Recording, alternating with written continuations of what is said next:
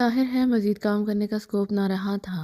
Sobers और कर्सिया दोनों बकीशिया दारुल हुकूमत की एक रहायशी कॉलोनी की कोठे के कमरे में बैठे शराब पीने में मसरूफ़ थे। उन्हें बकीशिया आए हुए तीसरा रोज़ था और इस कोठी का बंदोबस्त भी कायन क्लब के कार्ल ने किया था और वो दोनों एयरपोर्ट से सीधे यहाँ पहुँच गए थे। वैसे इन दोनों के पास बालैंड की एक यूनिवर्सिटी के कागजात थे जिनके मुताबिक सॉबर्स और कर्सिया दोनों यूनिवर्सिटी के एशियाई मुतालियाती शोबे से ताल्लुक़ रखते थे और यूनिवर्सिटी की तरफ से पाकिस्तान और काफिरिस्तान के मुतालियाती दौरे पर यहाँ पहुँचे थे। कागजात इस अंदाज में बनाए गए थे कि अगर उनकी तस्दीक की जाती तो वो दुरुस्त साबित होते, इसीलिए वो दोनों मुतमईन थे। अब असल मसला ये है कि फार्मूला कैसे और कहाँ तलाश किया जाए। हमारे पास कोई क्लू भी नहीं है, सिर्फ इतना मालूम है कि डॉक्टर अहमद को फार्मूला लाने और ले जाने पर 1 घंटा लगता था। इससे क्या मालूम हो सकता है, सॉबर्स ने कहा। डॉक्टर अहमद खुद तो कार चला ना सकता होगा, लामहला उसका ड्राइवर उससे साथ ले जाता होगा। अगर वो ड्राइवर मिल जाए तो मसला हल हो सकता है, कर्सिया ने कहा तो सॉबर्स बेइख्तियार उछल पड़ा। ओ वेरी गुड आइडिया कर्सिया, तुम वाकई बेहद ज़हीन हो। गुड आइडिया, लेकिन कैसे मालूम किया जाए कि डॉक्टर अहमद का ड्राइवर कौन है और अब कहाँ होगा, सॉबर्स ने मुसरत भरे लहजे में कहा। डॉक्टर अहमद की रहाइश गाह पर ही रहता होगा। डॉक्टर अहमद हलाक हुआ है, उसकी फैमिली तो हलाक नहीं हुई, कर्सिया ने मुस्कुराते हुए कहा। ओ हाँ, लेकिन वहाँ से कैसे मालूम किया जाए? बराह रास्त कॉल करूँ तो हो सकता है कि पुलिस ने फ़ोन चक्कर लगाया हो और हम मशकूक हो गए तो पुलिस हमारी निगरानी शुरू कर देगी, सॉबर्स ने कहा तो कर्सिया हंस पड़ी। ये एशिया है, यूरोप नहीं। यहाँ की पुलिस इस अंदाज में काम नहीं करती जिस अंदाज में यूरोप की पुलिस करती है। हम ऐसा करते हैं कि इस डॉक्टर अहमद की कोठी पर जाकर उनसे कहते हैं कि हमारी कार खराब हो गई है, ड्राइवर को भेज दें ताकि कार को वो ठीक करा कर ले आए, कर्सिया ने कहा। नहीं, इस तरह हम सामने आ जाएंगे और हमारे बारे में इत्तला कहीं भी पहुंच सकती है, सॉबर्स ने जवाब देते हुए कहा। ठीक है, तुम यहाँ बैठो, मैं मालूम करके आती हूँ, कर्सिया ने उठते हुए कहा। बैठो कर्सिया, जज्बाती होने की ज़रूरत नहीं है, हमें हर कदम फूंक फूंक कर उठाना है, मुझे कुछ सोचने दो, सॉबर्स ने कहा तो कर्सिया दोबारा कुर्सी पर बैठ गई। अब ये ना सोचना कि कारल ही ड्राइवर के बारे में मालूमात मुहैया करे, कर्सिया ने कहा तो सॉबर्स बेइख्तियार हंस पड़ा। सच तो ये है कि मैं ऐसा ही सोच रहा था, सॉबर्स ने कहा और उठ खड़ा हुआ। ठीक है, आओ चले, हमें खुद वहाँ जाना होगा, सॉबर्स ने कहा तो कर्सिया फातहाना अंदाज में मुस्कुराती हुई उठ खड़ी हुई। थोड़ी देर बाद उनकी कार इस कॉलोनी की तरफ बढ़ी चली जा रही थी जहाँ डॉक्टर अहमद की रहाइशगाह थी और इसके नीचे तहखानों में लेबॉर्ट्री बनी हुई थी। चूँकि वो इस कोठी में पहले आ चुके थे इसलिए उन्हें कोठी के बारे में बखूबी इल्म था। तकरीबन 1 घंटे की ड्राइविंग के बाद वो इस कॉलोनी में दाखिल हुए। फिर थोड़ी देर बाद वो डॉक्टर अहमद की कोठी के गेट के सामने से गुजरे तो वो ये देखकर चौंक पड़े कि गेट बंद था और छोटे गेट को बाहर से ताला लगा देखकर वाज़े तौर पर नजर आ रहा था। कोठी तो लॉक्ड है, कर्सिया ने कहा। हाँ, इसका मतलब है कि फैमिली कहीं गई हुई है, सॉबर्स ने कहा। लेकिन कोई चौकीदार तो होगा, ऐसे ताला लगाकर तो कोई नहीं जाता, कर्सिया ने हैरत भरे लहजे में कहा। सॉबर्स ने इस दौरान कार खाली प्लॉट के साथ बनी हुई पब्लिक पार्किंग में ले जाकर रोक दी। अभी वो दोनों कार से बाहर निकले ही थे कि एक नौजवान हाथ में टोकन उठाए उनकी तरफ आया। सर, ये टोकन ले ले, नौजवान ने कहा। क्या यहाँ टोकन सिस्टम है? सॉबर्स ने चौंक कर और हैरत भरे लहजे में कहा। यस सर, लेकिन कोई फीस चार्ज नहीं की जाती। कॉलोनी की वेलफेयर सोसाइटी ने कारों की हिफाजत के लिए ये इंतज़ाम किया हुआ है। हमें तनख्वाह भी सोसाइटी अदा करती है, नौजवान ने जवाब देते हुए कहा। पार्किंग में 6-7 कारें पहले से मौजूद थीं। हमने डॉक्टर अहमद की फैमिली से मिलना था लेकिन उनकी कोठी पर ताला है, कुर्सिया ने कहा। फैमिली में उनकी इकलौती बेटी थी, वो कोठी छोड़कर कहीं चली गई है। कोठी में एक चौकीदार रहता है लेकिन वो रात को आता है और सुबह को ताला लगाकर चला जाता है, नौजवान ने जवाब देते हुए कहा। कहाँ से मालूम हो सकेगा कि डॉक्टर अहमद की बेटी कहाँ हो सकती है ताकि उससे मुलाकात की जा सके? डॉक्टर अहमद के साथ हमारे यूरोप में बड़े करीबी ताल्लुकात रहे हैं, कर्सिया ने दानिस्ता आखिरी फिक्रे कहे ताकि नौजवान के चेहरे पर नजर आने वाली हैरत दूर हो सके, क्योंकि जाहिर है वो दोनों गैर मुल्की थे, इसीलिए डॉक्टर अहमद की बेटी से मुलाकात की इस अंदाज में ख्वाहिश पर नौजवान हैरान नजर आ रहा था। ओ अच्छा, लेकिन ये बात तो इस चौकीदार से ही मालूम हो सकती है, इसीलिए आपको रात को आना पड़ेगा। रात को यहाँ किसी की ड्यूटी नहीं होती, इसीलिए मैं भी यहाँ नहीं होता, नौजवान ने जवाब देते हुए कहा।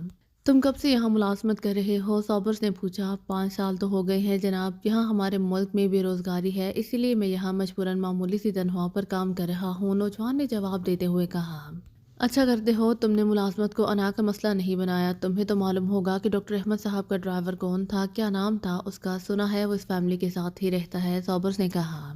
डॉक्टर साहब खुद तो ज़्यादातर लेबॉर्ट्री में ही मसरूफ़ रहते थे, अलबत्ता ड्राइवर उनकी बेटी को ले जाता था, कभी का डॉक्टर भी साथ होते थे। ड्राइवर से मेरी एक बार ही मुलाकात हुई, उसका नाम फ़िरोज़ है और उसने मुझे बताया था کہ وہ کنگی محلے میں مسجد الخیر کے ساتھ رہتا ہے۔ اس نوجوان نے جواب دیا تو صابرز نے جیب سے ایک بڑا نوٹ نکال کر اس نوجوان کے ہاتھ میں تھما دیا۔ تم اچھے آدمی ہو، یہ میری طرف سے اپنے لیے کوئی چیز خرید لینا، صابرز نے کہا تو نوجوان نے رسمی انداز میں انکار کرنے کے بعد نوٹ جیب میں رکھ لیا۔ اس کے چہرے پر مسرت کے تاثرات ابھر آئے تھے۔ شکریہ جناب، اس نوجوان نے مسرت بھرے لہجے میں کہا۔ یہ کنگی محلہ کہاں ہے؟ یہاں سے راستہ بتاؤ، صابرز نے کہا۔ جناب آپ غیر ملکی ہیں، آپ وہاں تک نہیں پہنچ سکتے، البتہ کنگی محلے کے قریب ایک کمرشل ایریا ہے جسے سپر کمرشل ایریا کہا جاتا ہے، اگر آپ وہاں پہنچ جائیں تو پھر آپ محلے تک بھی پہنچ جائیں گے، نوجوان نے کہا۔ تو صابرز اور کرسیا نے اس نوجوان کا شکریہ ادا کیا، پھر کار لے کر اس کالونی سے باہر آ گئے۔ پھر مزید نصف گھنٹے کی ڈرائیونگ کے بعد وہ سپر کمرشل ایریا میں پہنچ گئے، یہاں بھی پبلک پارکنگ موجود تھی۔ صابرز نے وہاں کار روکی اور کار لے کر وہ دونوں پارکنگ سے باہر آ گئے۔ پھر پوچھتے پوچھتے آخرکار وہ ایک قدیم دور کے بنے ہوئے انتہائی تنگ گلیوں پر مبنی گندے سے محلے میں پہنچ گئے۔ اس قدر گندگی میں یہ لوگ رہتے ہیں، میں تو سوچ بھی نہیں سکتی تھی، کرسیا نے ناک چڑھاتے ہوئے کہا۔ ہمیں لوگ حیرت بھری نظروں سے دیکھ رہے ہیں، صابرز نے کہا۔ کوئی بات نہیں، ہم یونیورسٹی سے جس مطالعاتی دورے پر آئے ہوئے ہیں، یہ محلہ اس مطالعے میں شامل تھا، کرسیا نے کہا تو صابرز بے اختیار ہنس پڑا۔ اصل مسئلہ ان کے لیے یہ تھا کہ یہاں کے لوگ ان کی زبان نہ جانتے تھے، لیکن پھر انہیں ایک نوجوان مل گیا جو ان کی زبان کسی حد تک سمجھ سکتا تھا۔ مسجد الخیر تو انتہائی تنگ علاقے میں ہے، آپ وہاں تک تو کسی صورت نہیں جا سکتے جناب، آپ مجھے بتائیں کہ آپ نے کس سے ملنا ہے، میں اسے بلا لاتا ہوں، نوجوان نے جس کا نام مشکور تھا ان سے کہا تو انہوں نے ڈرائیور فیروز کے بارے میں بتا دیا۔ ٹھیک ہے آپ یہیں رکیں، میں اسے بلا لاتا ہوں، میں نے اس کا مکان دیکھا ہوا ہے، مشکور نے کہا اور واپس مڑ گیا۔ ابھی مزید تنگ علاقہ آگے ہے، حیرت ہے یہ کس طرح کی زندگی گزار رہے ہیں یہ لوگ، کرسیا نے کہا۔ میں نے زندگی میں پہلی بار ایسا علاقہ دیکھا ہے، ابھی نہ جانے کیسے علاقے ہوں گے یہاں، حالانکہ بظاہر یہاں بڑی بڑی کالونیاں ہیں جن میں شاندار اور قیمتی رہائش گاہیں ہیں، لیکن یہاں ایسے علاقے بھی ہیں جہاں سانس لینا دو بر ہو جاتا ہے، صابرز نے کہا۔ پھر تھوڑی دیر بعد مشکور ایک ادھیڑ عمر آدمی کے ساتھ واپس آ گیا، وہ اس انداز میں چل رہا تھا جیسے بیمار ہو۔ یہ فیروز ہے جناب، یہ آج کل بیمار ہے، اس کے باوجود میں اسے لے آیا ہوں، مشکور نے کہا تو فیروز نے ان دونوں کو سلام کیا، اس کے چہرے پر حیرت کے تاثرات نمایاں تھے۔ جناب آپ مجھے کیسے جانتے ہیں اور کیوں ملنے آئے ہیں؟ میں تو غریب سا آدمی ہوں، فیروز نے رک رک کر لیکن کسی حد تک اپنا مطلب ان دونوں کو سمجھاتے ہوئے کہا۔ تم ڈاکٹر احمد کے ڈرائیور تھے، ہمارے ڈاکٹر احمد سے گہرے تعلقات رہے ہیں، ہم یونیورسٹی کی طرف سے یہاں آئے ہیں تو ہم نے ڈاکٹر احمد سے ملاقات کرنی چاہیے، مگر معلوم ہوا کہ انہیں ہلاک کر دیا گیا ہے۔ ہم نے ان کی بیٹی سے ملاقات کرنے کی کوشش کی تو کوٹھی پر تالا لگا ہوا تھا، ہم وہاں پارکنگ نوجوان سے تمہارے بارے میں بتائے تو ہم تم سے ملنے آ گئے، صابرز نے اسے سمجھاتے ہوئے کہا۔ او اچھا اچھا، لیکن ڈاکٹر صاحب کی بیٹی تو کارمن چلی گئی ہیں، وہاں ان کی خالہ رہتی ہیں، مجھے تو انہوں نے فارغ کر دیا ہے، ویسے بھی میں بیمار ہوں، فیروز نے کہا۔ تم ہمارے ساتھ آؤ، قریب ہی ہماری کار موجود ہے، کسی اچھے سے ہوٹل میں بیٹھ کر کافی پیتے ہیں اور آپ سے ڈاکٹر احمد کے بارے میں باتیں کرتے ہیں، ہم آپ کی مدد بھی کریں گے۔ صابرز نے جیب سے ایک بڑا نوٹ نکال کر فیروز کے ہاتھ میں رکھتے ہوئے کہا۔ شکریہ جناب، بہت شکریہ، میں واقعی اس کا ضرورت مند تھا، آئیے، فیروز نے خوش ہو کر کہا۔ اور پھر صابرز نے اس نوجوان کا مشکور کا شکریہ ادا کیا اور فیروز نے بھی اس کا شکریہ ادا کیا۔ اس کے بعد وہ اس طرف آ گئے جہاں ان کی کار موجود تھی، تھوڑی دیر بعد وہ قریب ہی ایک ہوٹل کے ہال میں بیٹھے ہوئے تھے۔ ہال اس وقت تقریباً خالی تھا اور انہوں نے ویسے بھی بیٹھنے کے لیے آخری ٹیبل کا انتخاب کیا تھا، اسی لیے وہاں قریب بھی کوئی آدمی موجود نہیں تھا۔ صابرز نے ویٹر کو کافی لانے کا کہہ دیا۔ فیروز صاحب، ڈاکٹر احمد کے بارے میں بتایا گیا ہے کہ وہ بعض اوقات کسی کام کے لیے لیبارٹری سے چلے جاتے تھے اور ہمیشہ ایک گھنٹہ لگا کر واپس آتے تھے، کیا وہ ایک گھنٹہ کسی تفریحی مقام پر گزارتے تھے؟ صابرز نے کہا۔ او آپ کا مطلب شاید شام نگر سے ہے جہاں کبھی کبھار ڈاکٹر صاحب جاتے رہتے تھے، وہاں آنے جانے میں تقریباً ایک گھنٹہ ہی لگ جاتا ہے، فیروز نے کہا۔ اسی لمحے ویٹر نے کافی کے برتن میز پر لگانے شروع کر دیے۔ میں بناتی ہوں کافی، کرسیا نے کہا اور برتن اٹھا کر اپنے سامنے رکھ لیے۔ یہ شام نگر کوئی نواحی علاقہ ہے، وہ کہاں جاتے ہیں؟ صابرز نے کہا۔ جی شام نگر انڈسٹریل ایریا ہے، وہاں ایک فیکٹری ہے کیمیکلز بنانے کی، ڈان کیمیکلز نام ہے اس کا، ڈاکٹر صاحب اس فیکٹری کے اندر جاتے تھے، کار باہر ہی روک دی جاتی تھی، پھر تقریباً 10 منٹ بعد وہ واپس آ جاتے تھے، پھر ہم واپس لیبارٹری آ جاتے تھے، فیروزہ نے کہا۔ فیکٹری میں وہ وہاں کیا کرتے تھے اور وہ بھی اتنی جلدی واپسی؟ کرسیا نے کہا۔ جی مجھے تو معلوم نہیں ہے اور میری جرات بھی نہیں ہے ان سے کچھ پوچھنے کی، کیونکہ وہ مزاجاً ہاتھ سے سخت آدمی تھے اور زیادہ تر خاموش رہتے تھے، فیروز نے جواب دیتے ہوئے کہا۔ کتنے وقفے کے بعد وہ یہاں آتے تھے؟ صابرز نے پوچھا۔ مہینے میں 1-2 بار اور وہ بھی 11 بجے دوپہر کو، فیروز نے جواب دیتے ہوئے کہا۔ ویسے تمہارا اپنا کوئی اندازہ تو ہوگا، آدمی حیران تو ہوتا ہے کہ ڈاکٹر صاحب اپنی مصروفیات چھوڑ کر کیوں جاتے ہیں، صابرز نے کہا۔ जी हाँ, हैरान तो मैं भी होता था लेकिन पूछ नहीं सकता था। अलबत्ता मेरा एक अंदाज़ा है कि शायद फैक्ट्री में किसी लॉकर का मसला था, क्योंकि एक बार वो चाबियाँ उठाना भूल गए थे। तो हमें वापस आकर दोबारा जाना पड़ा था, फ़िरोज़ ने जवाब दिया। इस दौरान गर्सिया ने कॉफ़ी की प्यालियाँ उनके सामने रख दी थी। फिर कॉफ़ी पीने के बाद सॉबर्स ने 2 बड़े और नोट फ़िरोज़ को दिए और उसका शुक्रिया अदा किया, तो फ़िरोज़ उन्हें सलाम करके वापस चला गया। कहीं ये ड्राइवर हमें बेवकूफ़ तो नहीं बना गया? गर्सिया ने फ़िरोज़ के जाने के बाद कहा। बज़ाहिर तो उसने सीधी बात की है, लेकिन मुझे उसके लहजे से अंदाज़ा होता है कि वो सच बोल रहा है। मेरा ख़्याल है कि हमें फैक्ट्री का राउंड लगाना चाहिए, सॉबर्स ने कहा। किस बहाने? गर्सिया ने कहा। अरे वो मुतालियाती दौरा, फैक्ट्री को अंदर से देखेंगे, वहाँ के मजदूरों और मालिकों से मिलेंगे, सॉबर्स ने कहा। ठीक है, आओ चलें, गर्सिया ने कहा। तो सॉबर्स ने इस बात में सर हिला दिया। फिर उसने वेटर को बुलाकर उसे टिप दी। फिर वो दोनों होटल से बाहर आ गए। इमरान दानिश मंजिल के ऑपरेशन रूम में दाखिल हुआ तो ब्लैक ज़ीरो एहतरामन उठकर खड़ा हो गया। बैठो, सलाम दुआ के बाद इमरान ने कहा। फिर वो अपने लिए मखसूस कुर्सी पर बैठ गया। इमरान साहब, डॉक्टर अहमद के कत्ल के सिलसिले में सफदर ने मुझसे फ़ोन पर बात की थी। आपसे चूंकि मेरी बात हो चुकी थी, इसलिए मैंने उसे कवर कर लिया, वरना हाथ से मुश्किल हो जाती, ब्लैक ज़ीरो ने कहा। हाँ, सफदर और टाइगर दोनों ने मिलकर हादसा काम किया है और पेशेवर कातिल ग्रेग से उन्होंने पूछगिछ की है। टाइगर ने मुझे तफसीली रिपोर्ट दी है, लेकिन उसमें एक अहम बात सामने आई है कि डॉक्टर अहमद का वो असिस्टेंट जिसका नाम आसिफ था और जो जिंदा बच गया था, उस पर ग्रेग ने तशद्दुद करके किसी फार्मूले के बारे में पूछा, तो उस असिस्टेंट ने यही जवाब दिया कि जब भी डॉक्टर अहमद को फार्मूले की ज़रूरत पड़ती थी जो कंप्यूटर डिस्क में था, तो वो 1 घंटे के लिए लेबॉर्ट्री से चले जाते थे। फिर जब वापस आते तो फार्मूला उनके पास होता था। इसी तरह जब वो फार्मूला लेकर वापस आ जाते तो फिर उनकी वापसी 1 घंटे बाद होती थी। इसका मतलब ये है कि असल झगड़ा किसी फार्मूले का है जो अभी तक कातिलों को नहीं मिल सका, इमरान ने तफसील बताते हुए कहा। आपने सरदावर से तो बात की होगी, डॉक्टर अहमद किस नौयत की रिसर्च कर रहे थे? ब्लैक ज़ीरो ने कहा। वो ऐसी रेस पर काम कर रहे थे जो साहिलों के साथ समंदर के नीचे दुनिया की सख्त तरीन चट्टानों को भी रेजा रेजा कर देती हैं। इन चट्टानों को विनाइन कहा जाता है। ये अक्सर साहिलों के साथ साथ तवील फासले तक बन जाती हैं। इनकी वजह से बेशुमार ममालिक अपने समंदरों के तवील साहिलों को बंदरगाहों में तब्दील नहीं कर सकते। यही मसला पाकिस्तान के साथ भी है। यहाँ भी सिर्फ एक बड़ी और एक छोटी बंदरगाह है, जबकि बाकी तवील फासलों तक बिनाइन चट्टाने ही चट्टाने हैं। अगर ये चट्टाने तबाह हो जाएं तो यही डीप सी बंदरगाहें बन सकती हैं और इनसे पूरे मुल्क में खुशहाली और बेहतर मुआशी इंकलाब लाया जा सकता है। और तकरीबन यही हाल दूसरे मुल्कों का भी है। डॉक्टर अहमद ने एंटी वेनाइन ब्रेस का कामयाब तजर्बा कर लिया था, लेकिन अब वो इसे मज़ीद ताकतवर और वसी रेंज में फायर करने की हद में लाने पर काम कर रहे थे कि उन्हें हलाक कर दिया गया और लेबॉर्ट्री तबाह कर दी गई। हमने यही समझा कि फार्मूला कातिल ले गए होंगे, लेकिन अब ग्रेग के जरिए पहली बार ये बात सामने आई है कि कातिल फार्मूला नहीं ले जा सके और अब वो इसे तलाश कर रहे हैं, इमरान ने कहा। ग्रेग को जिसने काम दिया होगा उसके बारे में टाइगर ने मालूमात हासिल की होंगी, ब्लैक ज़ीरो ने कहा। हाँ, उसका नाम रेनॉल्ड है जो फाइन क्लब का मालिक है, लेकिन टाइगर ने रिपोर्ट दी है कि रेनॉल्ड को घर से निकलते हुए फायरिंग करके हलाक कर दिया गया है और अब वो रेनॉल्ड के कातिलों के बारे में मालूमात ले रहा है, इमरान ने कहा। इसका मतलब है कि वो लोग हमारे तमाम रास्ते बंद करते जा रहे हैं, ब्लैक ज़ीरो ने कहा। मेरा ख्याल है कि ये लोग मिलिट्री इंटेलिजेंस से खौफजदा हैं। कैप्टन एहसान पर भी इस क्रैग ने कातिलाना हमला किया। ये तो कैप्टन एहसान की किस्मत में था कि वो बच गया। पाकिस्तान सीक्रेट सर्विस का शायद उन्हें ख्याल नहीं आया, इमरान ने कहा। तो अब इस फार्मूले के लिए आपने क्या प्लानिंग की है? ब्लैक ज़ीरो ने पूछा। ये फार्मूला वाकई पाकिस्तान के रोशन मुस्तकबिल के लिए इंतहाई अहमियत का हामिल है, इसीलिए इस फार्मूले का भी तहफ़्फ़ुज़ करना होगा और इन कातिलों को भी ट्रेस करना होगा जिन्होंने डॉक्टर अहमद और उसके असिस्टेंट और मिलिट्री इंटेलिजेंस के 4 कारकुनों को हलाक किया है, इमरान ने जवाब देते हुए कहा। फिर इससे पहले कि मज़ीद कोई बात होती, इमरान की जेब से सेल फ़ोन की मखसूस घंटी की आवाज़ सुनाई दी। तो इमरान ने जेब से सेल फ़ोन निकाला तो स्क्रीन पर टाइगर का नाम मौजूद था। इसका मतलब था कि टाइगर की तरफ से कॉल की जा रही है। यस सर, इमरान बोल रहा हूँ, इमरान ने राब्ते का बटन प्रेस करते हुए कहा। टाइगर बोल रहा हूँ बास, दूसरी तरफ से टाइगर की मोतबाना आवाज़ सुनाई दी। कोई खास बात? इमरान ने पूछा। बास, मैंने हतमी तौर पर मालूम करा लिया है कि रेनाल्ड को हलाक करने का काम पाल का है, जो क्रॉस क्लब का मालिक और असलहे की स्मगलिंग का खासा बड़ा नाम है। उसके पास पेशावर कातिलों का भी ग्रुप हमेशा रहता है।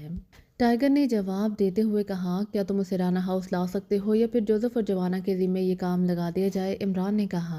मैं कांस्टाइन क्लब के सामने मौजूद हूँ बास, अब जवाना को भेज दे। मुझे पॉल के ऑफिस का खुफिया रास्ता मालूम है, मुझे यकीन है कि हम उसे किसी के इल्म में लाए बगैर उठा सकते हैं, टाइगर ने कहा। ओके, इमरान ने कहा और सेल फ़ोन बंद करके उसने वापस जेब में रखा और हाथ बढ़ाकर फ़ोन का रिसीवर उठा लिया और नंबर प्रेस करने शुरू कर दिए। राना हाउस राब्ता होते ही दूसरी तरफ से जोसेफ की आवाज़ सुनाई दी। जवाना, कहाँ है जोसेफ? इमरान ने पूछा। अपने कमरे में बास बुलाओ उसे, जोसेफ ने कहा। हाँ बुलाओ, इमरान ने कहा। ये बास दूसरी तरफ से कहा गया। इसके साथ ही रिसीवर रखे जाने की आवाज़ सुनाई दी। फिर लाइन पर खामोशी तारी हो गई। जवाना बोल रहा हूँ मास्टर। थोड़ी देर बाद रिसीवर उठाए जाने की आवाज़ जवाना की सुनाई दी। जवाना, कार लेकर अल्बर्ट रोड पर कैंसटाइन क्लब चले जाओ, वहाँ टाइगर मौजूद है। वहाँ से तुम दोनों ने क्रॉस क्लब जाना है और फिर क्रॉस क्लब के मालिक और जनरल मैनेजर पॉल को उठाकर राना हाउस ले आना है। टाइगर उसके खुफिया ऑफिस का रास्ता जानता है। बहरहाल उसे जिंदा और सही सलामत राना हाउस में मैं देखना चाहता हूँ, इमरान ने कहा। जिस मास्टर हुक्म की तामील होगी, जवाना ने जवाब दिया। रिसीवर जोसेफ को दो, इमरान ने कहा। यस बास, जोसेफ बोल रहा हूँ। चंद लम्हों बाद जोसेफ की मोतबाना आवाज़ सुनाई दी। जवाना चला गया है या मौजूद है? इमरान ने पूछा। वो कमरे से चला गया है बास, जोसेफ ने जवाब देते हुए कहा। जब जवाना और टाइगर मतलूब आदमी को ले आए तो तुमने मुझे दानिश मंजिल इत्तला करनी है, इमरान ने कहा। इस पास दूसरी तरफ से कहा गया और इमरान ने मजीद कुछ कहे बगैर रिसीवर रख दिया। आप इस पॉल से मालूम करेंगे कि ये काम उसने किसके कहने पर किया है, ब्लैक ज़ीरो ने कहा। हाँ, हालांकि वो लोग अपनी तरफ से पूरी कोशिश कर रहे हैं कि तमाम रास्ते बंद कर दिए जाएं, लेकिन टाइगर का मुस्तकिल ताल्लुक चूँकि अंडरवर्ल्ड से है, इसीलिए वो किसी न किसी अंदाज में उनका खोज लगा लेता है, इमरान ने कहा। इमरान साहब, जब क्रैग की रिपोर्ट के मुताबिक फार्मूला हमलावर हासिल ही नहीं कर सके तो फिर ये सब क्यों कर रहे हैं? ऐसा तो इस वक्त होता है जब वो लोग फार्मूला हासिल कर लें और ये ना चाहें कि फार्मूले की वापसी के लिए कोई उनके पीछे आए, ब्लैक ज़ीरो ने कहा। तुम्हारी बात दुरुस्त है, लेकिन जो हालात नज़र आ रहे हैं इससे मुझे अंदाज़ा होता है कि डॉक्टर अहमद ने या तो एक ही फार्मूले को दो हिस्सों में तकसीम करके रखा हुआ था या उनमें से एक हिस्सा मुजरमों के हाथ लग गया और वो वापस चले गए और फिर वहाँ उन पर इंकशाफ हुआ कि फार्मूला मुकम्मल नहीं है। ये दूसरी सूरत में, जैसे आम तौर पर साइंसदान करते हैं, कि असल फार्मूला उन्होंने कहीं छुपा दिया और तजर्बात के ताज़ा तरीन नोट्स पर मबनी डेस्क कंप्यूटर में मौजूद रही, जिसे मुजरिम फार्मूला समझ कर ले गए। फिर उन्हें पता चला कि असल फार्मूला तो वो नहीं लेकर आए, इमरान ने तफसील से तजिया करते हुए कहा। आपका तजिया दुरुस्त है, लेकिन अब असल फार्मूला कहाँ मौजूद होगा, ब्लैक ज़ीरो ने कहा। यह तुलसम होशिरबा जैसा तिलिस्म बनाया गया है, इमरान ने मुस्कुराते हुए कहा। तिलिस्म होशरबा, क्या मतलब? ब्लैक ज़ीरो ने चौंक कर हैरत भरे लहजे में कहा।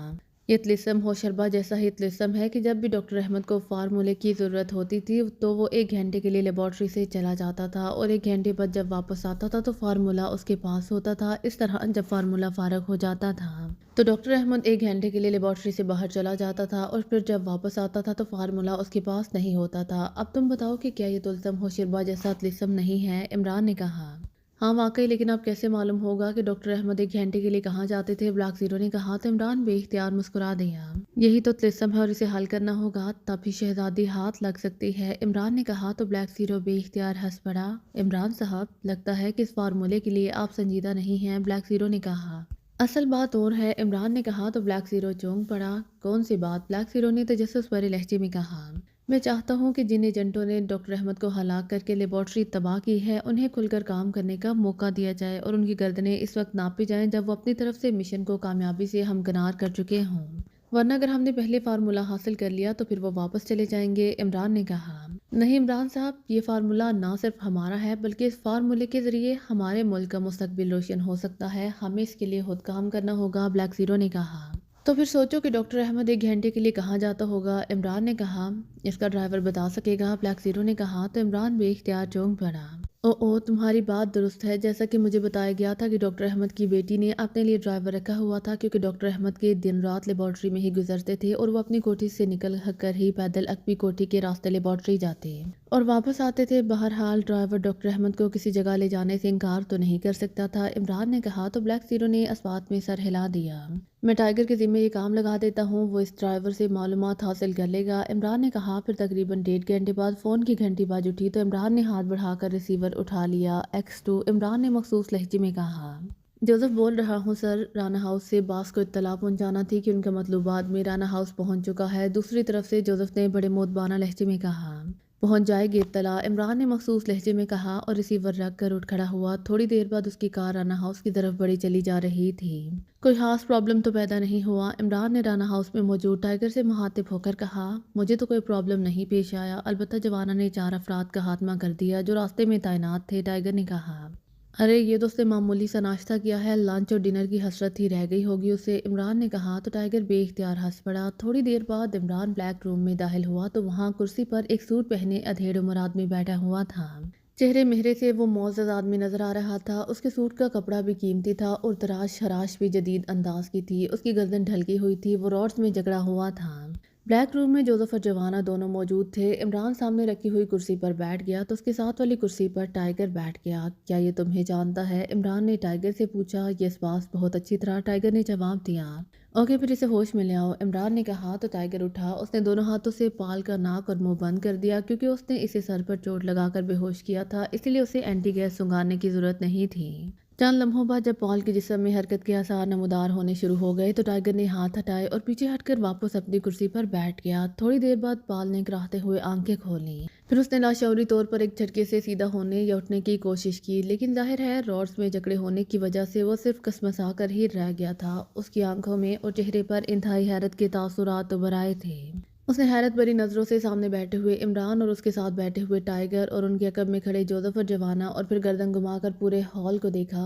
ये क्या मतलब हुआ? मैं कहाँ हूँ? तुम टाइगर हो शायद। मम मम मगर ये सब क्या है? पाल ने इंतहाई हैरत भरे लहजे में कहा। तुम क्रॉस क्लब के मालिक और जनरल मैनेजर पाल हो और तुम ना सिर्फ असलहे की स्मगलिंग में मुलविस हो बल्कि तुमने पेशेवर कातिलों का भी पूरा ग्रुप रखा हुआ है और तुमने फाइन क्लब के मालिक और जनरल मैनेजर रेनाल्ड को हलाक कराया है। क्या मैं दुरुस्त कह रहा हूँ? इमरान ने कहा। तुम कौन हो? मैं तो तुम्हें नहीं जानता, इस बार पाल ने हाथ से सख्त और संभले हुए लहजे में कहा। मेरा नाम अली इमरान MSEDS याक्सन है, इमरान ने जवाब दिया तो पाल नुमाया तौर पर चौंक पड़ा। ओ मैंने तुम्हारा नाम सुना हुआ है, तुम शायद पाकिस्तान सीक्रेट सर्विस के लिए काम करते हो, लेकिन जो कुछ तुम कह रहे हो मैंने ऐसा कुछ नहीं किया। रेनाल्ड तो मेरा गहरा दोस्त था, पाल ने जवाब देते हुए कहा। जवाना, इमरान ने गर्दन घुमाए बगैर कहा। यस मास्टर, जवाना ने जवाब दिया। मिस्टर पॉल का गुजारा तो फिलहाल एक आंख से हो सकता है, इमरान ने कहा। यस मास्टर, जवाना ने कहा और जारहाना अंदाज में पाल की तरफ बढ़ने लगा। रुक जाओ, मैं सच कह रहा हूँ, रुक जाओ, पाल ने इस बार हाथ से खौफजदा लहजे में कहा। फिर जवाना के करीब जाने पर उसने अपना सर इस तरह नीचे कर लिया कि जवाना उसकी आंख ना निकाल सके। ये उसकी इज़्तिरारी हरकत थी क्योंकि दूसरे लम्हे जवाना ने एक हाथ से उसके सर के बाल पकड़कर एक झटके से उसका सर ऊंचा किया। रुक जाओ, मैं बताता हूँ, रोको इसे, पाल ने यकलहत हज़ियानी अंदाज में चीखते हुए कहा। वहीं रुक जाओ जवाना, जब ये झूठ बोलेगा तो मैं तुम्हें इशारा कर दूंगा और इस बार एक नहीं दोनों आंखें निकाल देना, इमरान ने सर्द लहजे में कहा। यस मास्टर, जवाना ने कहा और पाल के बाल छोड़कर वो एक कदम पीछे हटकर खड़ा हो गया। पाल ने बेख्तियार लंबे लंबे सांस लेना शुरू कर दी जैसे कोई बहुत बड़ा अजाब टल गया हो। एक बात सुन लो पाल, हमने तुम्हारी टेलीफोन पर गुफ्तगू टेप की हुई है और हम सिर्फ तुम्हारे मुंह से कंफर्मेशन चाहते हैं, इसीलिए झूठ बोलना तुम्हारे लिए खतरनाक होगा, इमरान ने कहा। हाँ, मैंने रेनाल्ड को हलाक कराया है, $10 लाख मुआवजे के इवज। रेनाल्ड मेरा दोस्त था लेकिन इन दिनों मुझे भारी रकम की अशद ज़रूरत थी, इसीलिए जब ड्रैक ने भारी रकम की बात की तो मैंने हामी भर ली और फिर मेरे आदमियों ने रेनाल्ड की रहायशगाह को घेर लिया। फिर वो अपनी कार में जैसे ही रहायशगाह से बाहर आया तो उन्होंने इस पर फायर खोल दिया। वो इसका ड्राइवर दोनों हलाक हो गए, पाल ने तेज तेज लहजे में बात करते हुए कहा। ड्रैक कौन है? पूरी तफसील बताओ, इमरान ने कहा। पोलैंड में एक यहूदी एजेंसी थी जिसका नाम अपराइट था। ड्रैक पोलैंड में इस एजेंसी का चीफ था, पॉल ने जवाब देते हुए कहा। था का क्या मतलब? क्या अब नहीं है? इमरान ने कहा। हाँ, वो एजेंसी ख़त्म हो गई है। फिर मैंने सुना था कि ड्रैक पोलैंड की किसी सरकारी एजेंसी में शामिल हो गया है, लेकिन मुझे तफसील का इल्म नहीं है, पाल ने जवाब दिया और इमरान उसके लहजे से ही समझ गया कि वो दुरुस्त कह रहा है। उसका फ़ोन नंबर क्या है? इमरान ने पूछा। उसने खुद मुझे फ़ोन किया और मुझसे बात करके फ़ोन बंद कर दिया। फिर रेनाल्ड के हाथ में पर भी उसने खुद ही फ़ोन करके मेरा शुक्रिया अदा किया और फ़ोन बंद कर दिया। मुझे वाकई उसका फ़ोन नंबर नहीं मालूम, बाल ने कहा तो इमरान को महसूस हुआ कि वो सच बोल रहा है। कोई ऐसी टिप दो जिससे ड्रैक के बारे में उसकी ताज़ा पोजीशन का हतमी तौर पर इल्म हो सके, इमरान ने कहा। टिप? हाँ, रॉबिन्सन को पोलैंड के बारे में बहुत कुछ मालूम होता है, लेकिन वो तो भारी मुआवजा तलब करेगा, पाल ने कहा। क्या मुआवजा तुम्हारी ज़िंदगी से भी ज़्यादा कीमती होता है? इमरान ने कहा। ओ अच्छा, मैं नंबर बताता हूँ, तुम वो नंबर डायल करो और मेरी बात कराओ। मैं तुम्हारे साथ पूरा पूरा ताउन करना चाहता हूँ क्योंकि मुझे एहसास हो गया है कि हम लोग चाहे कुछ भी क्यों ना बन जाएं, तुम सर्विस के लोगों से मुकाबला नहीं कर सकते, पाल ने कहा। साथ ही उसने नंबर बताने शुरू कर दिए। इमरान के इशारे पर जोसेफ ने आगे बढ़कर साइड तपाई पर पड़े हुए फ़ोन का रिसीवर उठाया और उसने नंबर प्रेस करने शुरू कर दिए। आखिर में उसने लाउडर का बटन भी प्रेस कर दिया। फिर फ़ोन सेट उठाकर वो पाल के करीब पहुंच गया। वहां पहले से मौजूद जवान अब वापस आकर इमरान की कुर्सी के पीछे खड़ा हो गया। जोसेफ ने रिसीवर पाल के कान से लगा दिया। यस मेराट कैसे नहीं हो। राब्ता कायम होते ही एक निस्वानी आवाज़ सुनाई दी। पाकिशिया से बोल रहा हूँ, रॉबिन्सन से बात कराओ, पाल ने कहा। ओ कैसे हो पाल, काफ़ी अरसे बाद राब्ता किया है, कैसे चल रहे हैं पाकिशिया में मामला। दूसरी तरफ से बेतकल्लुफाना लहजे में कहा गया। सब ओके है, मैंने इसीलिए तुम्हें फ़ोन किया है कि अपराइट एजेंसी के साबिका चीफ ट्रैक से मैंने बात करनी है। वो कहाँ है, उसका फ़ोन नंबर मुझे चाहिए, पाल ने कहा। ओ तुम्हारा मतलब फ्रेड से है, शायद वही अपराइट का चीफ था, रॉबिन्सन ने कहा। हाँ हाँ वही, पाल ने जवाब दिया। वो अब सरकारी एजेंसी वान का चीफ है, उसे फ़ोन भी मत करना, वो पुराने दोस्तों को लिफ्ट नहीं कराता, रॉबिन्सन ने कहा। तुम नंबर बता दो, नहीं सुनेगा तो ना सुने, फिर मैं कोई और रास्ता देखूंगा, पाल ने कहा। 1 मिनट होल्ड करो, मैं मालूम कर लूँ, दूसरी तरफ से कहा गया। फिर लाइन पर खामोशी तारी हो गई।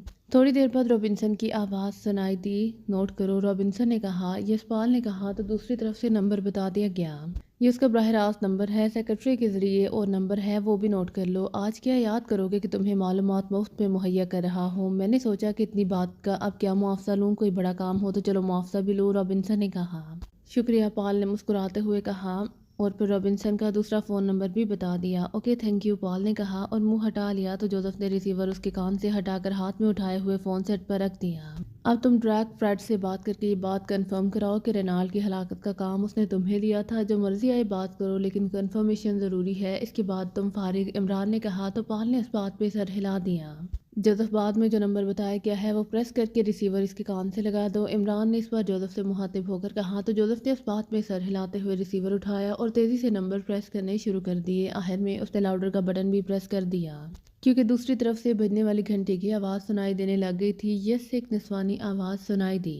मैं पाकिशिया से पाल बोल रहा हूँ, एक दोस्त ने मुझे ये नंबर दिया है कि इस नंबर पर मिस्टर ड्रैक से बात हो सकती है। अगर ऐसा हो सकता है तो मेरी बात करा दो, क्योंकि ये इंतहाई अहम मामला है, पाल ने बात करते हुए कहा, क्योंकि जोसेफ ने रिसीवर पाल के कान से लगा दिया था। होल्ड करें, मैं मालूम करती हूँ कि मैं आपकी मदद कर सकती हूँ कि नहीं, दूसरी तरफ से कहा गया। हेलो ड्रैक बोल रहा हूँ, चंद लम्हों बाद एक भारी मर्दाना आवाज़ सुनाई दी। पाल बोल रहा हूँ, ड्रैक बड़ी मुश्किल से तुम्हारा नंबर मिला है, तुमने मुझे अपना नंबर ही नहीं दिया था, पाल ने कदरे बेतकल्लुफाना लहजे में कहा। मुझे हैरत है कि तुमने ये नंबर कैसे ट्रेस कर लिया, बहरहाल बोलो क्यों फ़ोन किया है, दूसरी तरफ से कदरे सख्त लहजे में कहा गया। बोलने वाले का अंदाज बता रहा था कि इस नंबर पर पाल के फ़ोन करने को पसंद नहीं किया गया। रेनाल्ड को तो मैंने तुम्हारे कहने पर फिनिश करा दिया था, लेकिन अब मैं खुद मुसीबत में फंस गया हूँ, पाल ने कहा। कैसी मुसीबत, तुम्हारी मांग के मुताबिक मुआवजा दे दिया गया था, दूसरी तरफ से कदरे उसीले लहजे में कहा गया। मैंने मुआवजे की बात नहीं की, मुझे तला मिली है कि रेनाल्ड की हलाकत के लिए कोई सरकारी एजेंसी काम कर रही है, हालांकि बज़ाहिर रेनाल्ड का कोई ताल्लुक किसी सरकारी एजेंसी से नहीं था, पाल ने सामने बैठे इमरान की तरफ देखते हुए कहा। तुम्हें ये तला कैसे मिली है, दूसरी तरफ से चौंक कर पूछा गया। मेरा एक आदमी इंटेलिजेंस में है, उसने मुझे रिपोर्ट दी है। ये सरकारी एजेंसी ने मिलिट्री इंटेलिजेंस से रब्ता करके कहा है कि अगर इस रेनाल्ड के बारे में उसके पास कोई मालूमात हो तो वो इस एजेंसी को दे दी जाए, क्योंकि एजेंसी रेनाल्ड की मौत को अपने एक अहम केस के सिलसिले में चेक करना चाहती है, पाल ने कहा। तुम बेफिक्र रहो, रेनाल्ड की कोई अहमियत नहीं थी, वो चूँकि असलहे की स्मगलिंग में मुलविस था, इसीलिए वो अब इस असलहे की स्मगलिंग के सिलसिले में ही काम कर रहे होंगे। और सुनो, अब तुम सब कुछ भूल जाओ और इस नंबर को भी जिस पर तुमसे बात हो रही है। अब तुम्हारा इस नंबर पर भी मुझसे रब्ता नहीं हो सकेगा, गुड बाय, दूसरी तरफ से कहा गया। और इसके साथ ही रब्ता ख़त्म हो गया। तो जोसेफ ने रिसीवर हटाकर पैडल पर रख दिया, फिर फ़ोन को वापस लाकर साइड तपाई पर रख दिया। रेनाल्ड के बारे में तुम्हारी क्या मालूमात है, उसे इस ट्रैक ने क्यों हलाक कराया होगा, इमरान ने कहा।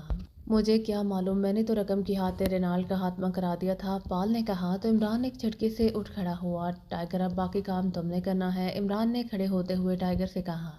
यस पास, टाइगर ने मोदबाना लहजे में कहा। और इमरान तेज से कदम उठाता हुआ कमरे से बाहर आ गया। चंद लम्हों बाद वो इस कमरे में मौजूद था जहां फ़ोन मौजूद था। इमरान ने रिसीवर उठाया और तेज़ी से नंबर प्रेस करने शुरू कर दिए। X2 रब्ता कायम होते ही X2 की मखसूस आवाज़ सुनाई दी। अल इमरान बोल रहा हूँ, सफदर और कैप्टन शील को कह दो कि वो फाइन क्लब के रेनाल्ड की मौत से पहले के 1-2 हफ्तों के बारे में छानबीन करें, और अगर किसी गैर मुल्की ग्रुप का इससे ताल्लुक़ रहा हो तो इस बारे में मुकम्मल तफसीलात उन्होंने मालूम करनी है, इमरान ने कहा। क्या कोई खास बात मालूम हुई है, दूसरी तरफ से ब्लैक ज़ीरो ने कहा। हाँ, मामलात की डोर पोलैंड की सरकारी एजेंसी वान तक पहुंची है और मेरा ख्याल है कि लाजमन यहाँ किसी गैर मुल्की ग्रुप ने आकर AW रेस का फार्मूला हासिल करने के लिए लेबॉर्ट्री को तबाह कर दिया और डॉक्टर अहमद और इनके असिस्टेंट को भी हलाक कर दिया गया। ये काम यहाँ की आम गुंडों का नहीं है, इमरान ने जवाब देते हुए कहा। लेकिन फार्मूला तो वो साथ नहीं ले जा सके, जैसा आपने बताया है कि ग्रैग के जरिए ये बात मालूम हुई है, ब्लैक जीरो ने कहा। हो सकता है कि फार्मूला 2 डिस्कों में अलग-अलग रखा गया हो, या ये भी हो सकता है कि आधा एक डिस्क पर हो और आधा दूसरी डिस्क पर, और वो लोग एक ही डिस्क ले जा सके हों, दूसरी नहीं। या हरी सूरत ये भी हो सकती है कि असल फार्मूला डॉक्टर अहमद ने कहीं और रखा हो और लेबॉर्ट्री कंप्यूटर में जो डिस्क हो वो मजीद तजर्बाती नोट्स हों जिन्हें वो फार्मूला समझ कर ले गए हों, इमरान ने तफसील से बात करते हुए कहा। ऐसी सूरत में वो लाजमन दोबारा आएंगे इमरान साहब, ब्लैक जीरो ने कहा। हाँ, इसीलिए मैं चाहता हूँ कि उनके बारे में मालूमात पेशगी मिल जाएं। ये भी हो सकता है कि वो यहाँ मौजूद हों और ये काम करने में लगे हों, इमरान ने जवाब दिया। उनका ताल्लुक रेनाल्ड से रहा था, ब्लैक जीरो ने कहा। हाँ, इमरान ने जवाब दिया। ठीक है, मैं भी अहकामात दे देता हूँ। दूसरी तरफ से कहा गया तो इमरान ने रिसीवर रख दिया। अब जाहिर है मजीद आगे इस वक्त तक बढ़ा जा सकता था जब तक आगे बढ़ने का कोई स्कोप ना बन जाए, इसीलिए वो उठा और दरवाजे की तरफ बढ़ गया ताकि कार लेकर वापस फ्लैट पर जा सके। सॉबर्स और कर्सिया दोनों अपने लिए मखसूस रहाइश का के एक कमरे में बैठे शराब नोशी में मसरूफ थे। इस वक्त दोपहर हो रही थी। इस तरह अपना काम दूसरों पर छोड़ देना हमाकत ही है सॉबर्स, अचानक कर्सिया ने कहा तो सॉबर्स बेइख्तियार चौंक पड़ा। किस काम की बात कर रही हो? सॉबर्स ने हैरत भरे लहजे में कहा। यही ईस्टर्न केमिकल्स फैक्ट्री के बारे में, जिसके बारे में डॉक्टर अहमद के ड्राइवर ने बताया था, कर्सिया ने कहा। तो तुम्हारा मतलब है कि हम दोनों असलहा लेकर इस फैक्ट्री पर चढ़ दौड़ते? सॉबर्स ने मुंह बनाते हुए कहा। अहमकों जैसी बातें मत किया करो, लेकिन मालूमात हम खुद वहां जाकर भी तो हासिल कर सकते हैं। यहाँ अहमकों की तरह बैठे इंतजार तो ना कर रहे होते, कर्सिया ने कहा। तो सॉबर्स बेइख्तियार हंस पड़ा। मुझे मालूम है कि बेकार बैठना तुम्हारे लिए इंतहाई कोफ्त का बायस बनता है, लेकिन हम नजरों में आ जाते। पहले भी हमसे हमाकत हुई थी कि हम होती कंगी मोहल्ले की तरफ चले गए इस ड्राइवर को तलाश करने। वहाँ हर आदमी हमें इस तरह देख रहा था जैसे हम मरीख की महलूक हों। अब अगर हम इस फैक्ट्री में जाते और वहां जाकर डॉक्टर अहमद के आने के बारे में मालूमात हासिल करते तो भी हमारा यही हशर होता, और हो सकता है मिलिट्री इंटेलिजेंस तक ये बात पहुंच जाती तो वो उल्टा वहां से फार्मूला भी ले जाते और हमारा भी आसानी से खात्मा कर दिया जाता। इसीलिए मैंने दानिस्ता इस ड्राइवर को हलाक करा दिया ताकि किसी और तक ये मालूमात ना पहुँच जाए और ना इस फैक्ट्री से मालूमात हासिल की जाए कि डॉक्टर अहमद का वहाँ क्या सेटअप था। बुनियादी मालूमात मिलने के बाद हम वहां इस वक्त तक पहुंचकर काम करेंगे जब फैक्ट्री बंद होती है, सॉबर्स ने तफसील से बात करते हुए कहा। असल में यहाँ की ज़ुबान और काफिरिस्तान की ज़ुबान मिलती जुलती है, लेकिन इसके बावजूद दोनों ज़ुबानों में काफ़ी फ़र्क है, जिसकी वजह से हम वहाँ की ज़ुबान यहाँ बोलते हैं तो लोग इसे पूरी तरह समझ ही नहीं सकते, कर्सिया ने कहा। हाँ, इसी वजह से मैंने ये काम कारल के ज़िम्मे लगाए हैं। कारल हासा ज़िम्मेदार आदमी है, वो दुरुस्त मालूमात हासिल कर लेगा, सॉबर्स ने कहा। तो कर्सिया ने इस बात पे सर हिला दिया। फिर तकरीबन 1 घंटे बाद फ़ोन की घंटी बज उठी तो वो दोनों चौंक पड़े। सॉबर्स ने हाथ बढ़ाकर रिसीवर उठा लिया। यस, रॉबर्ट बोल रहा हूँ, सॉबर्स ने अपना नया नाम बताते हुए कहा। कारल बोल रहा हूँ जनाब। दूसरी तरफ से कारल की मोतबाना आवाज़ सुनाई दी। यस, कोई रिपोर्ट? सॉबर्स ने कहा।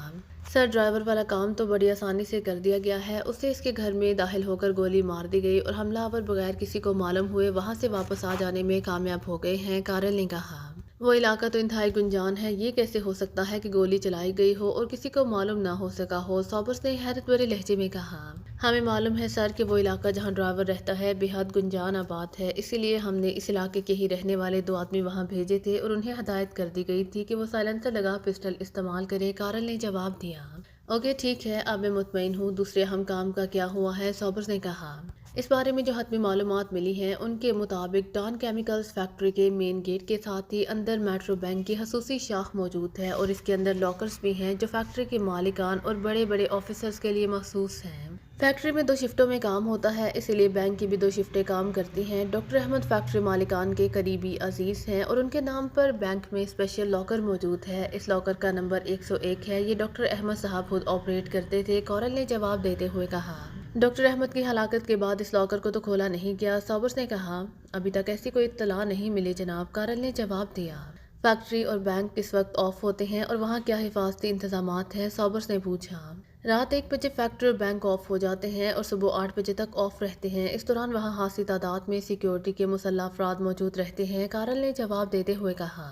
کیا تمہارے ذہن میں کوئی ایسا طریقہ ہے کہ ہم فوری طور پر اس لاکر کو کھول کر چیک کر سکیں؟ سابرز نے کہا، وہاں سخت پہرا ہوتا ہے جناب، اب آپ جیسے حکم دیں، کارل نے قدرے ہچکچاتے ہوئے کہا۔ جی ہاں، وکی کو حکم دیا گیا ہے کہ وہ آپ کو مخصوص اسلحہ فراہم کر سکتا ہے، ہم خود وہاں ریڈ کریں گے، آپ جو کہیں گے وہ کر دے گا، کارل نے کہا۔ اوکے شکریہ، سابرز نے کہا اور ریسیور رکھ دیا۔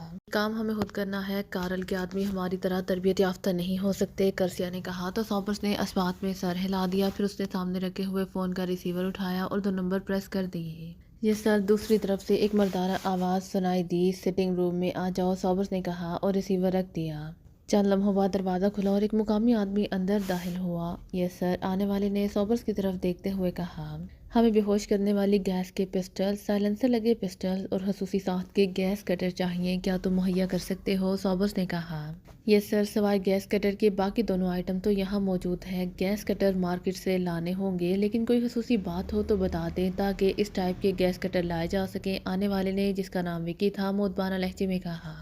ہم نے ایک بینک لاکر کو گیس کٹر سے کاٹنا ہے، وہاں بجلی کی فراہمی بھی نہیں ہوگی، سابرز نے کہا۔ یس سر، ٹھیک ہے، میں لا دیتا ہوں، وکی نے کہا اور واپس مڑ گیا۔ پھر تقریباً 1 گھنٹے بعد وہ دوبارہ کمرے میں داخل ہوا تو اس کے ہاتھ میں ایک بیگ موجود تھا، اس نے بیگ میں سے سامان نکال کر میز پر رکھنا شروع کر دیا۔ سابرز اور کرسیا دونوں اس سامان کو چیک کرنے میں مصروف ہو گئے۔ اوکے، یہ سب بہترین کوالٹی کے ہیں، تم نے انڈسٹریل اسٹیٹ کا ایریا دیکھا ہوا ہے؟ کرسیا نے وکی سے مخاطب ہو کر کہا۔ یس میڈم، وکی نے جواب دیا۔